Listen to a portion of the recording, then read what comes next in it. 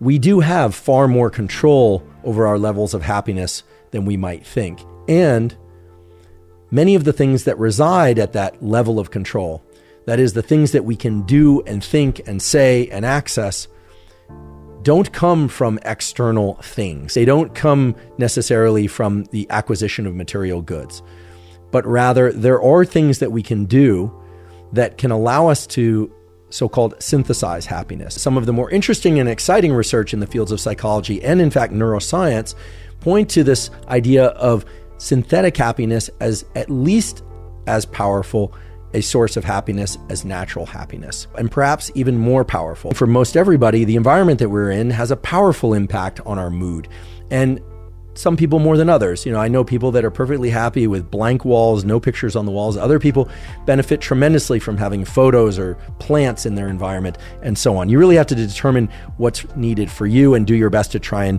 place those things into your environment, or rather place yourself into an environment that is conducive to you synthesizing your happiness. In fact, the powerful interaction between our environment and our own ability to generate certain kinds of emotions is well established, not just for happiness, but for things like gratitude. It turns out receiving gratitude is a more powerful stimulus for the release of neurochemicals and activation of brain areas associated with so-called pro-social behaviors and feelings of well-being, including happiness, but also observing stories in the form of movies or books or other narratives of other people receiving help is also a very powerful stimulus for gratitude.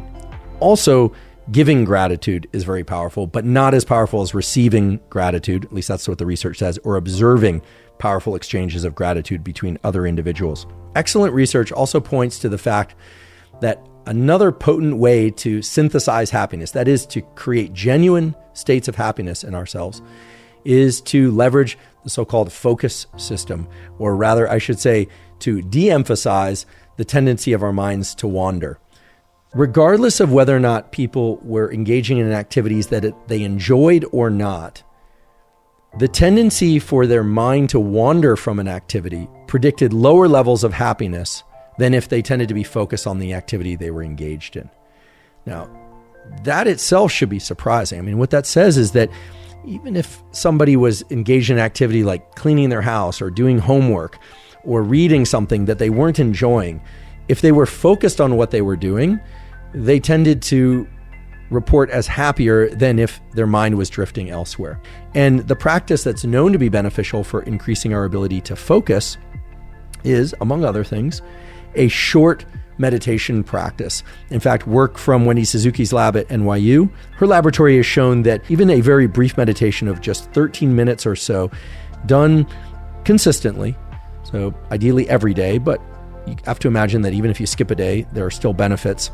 That sort of meditation can greatly enhance one's ability to focus. And in her studies, it was also shown that sort of brief meditation could also greatly enhance mood and sleep and various aspects of cognitive performance. But it's very clear that even a 5 minutes a day, or ideally and up to a 13-minute a day meditation, can greatly increase our ability to focus. And based on the findings in this paper, A Wandering Mind is an Unhappy Mind, also make it very clear that the ability to refocus again and again and again on what we're doing throughout our day, regardless of what we're doing, can have a very dramatic, in fact, a statistically significant increase on our levels of overall happiness. It's very clear based on the longitudinal study from Harvard, as well as the Yale Happiness Project and the work of numerous laboratories in the US and elsewhere, that quality social connection is extremely powerful in terms of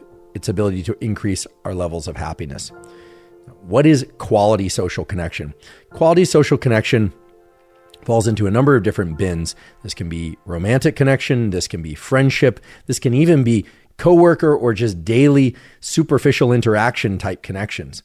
That's surprising to a lot of people because I think a lot of people hear quality social connection and they think deep conversation.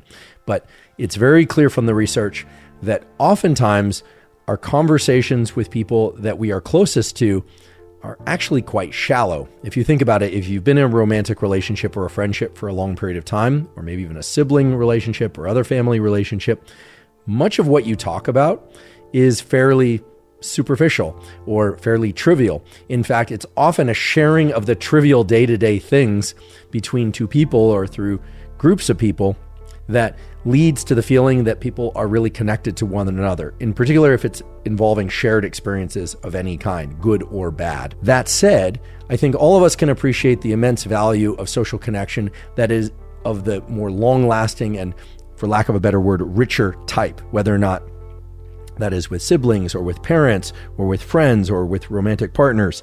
If we take a step back and we look at the concept of happiness, we can make a couple of absolute statements. That is, statements that I think very few people, if any, would contest. First of all, there's no single molecule or chemical associated with happiness, but that the chemical milieu of the brain and body is important for setting the stage or the opportunity for happiness. Language.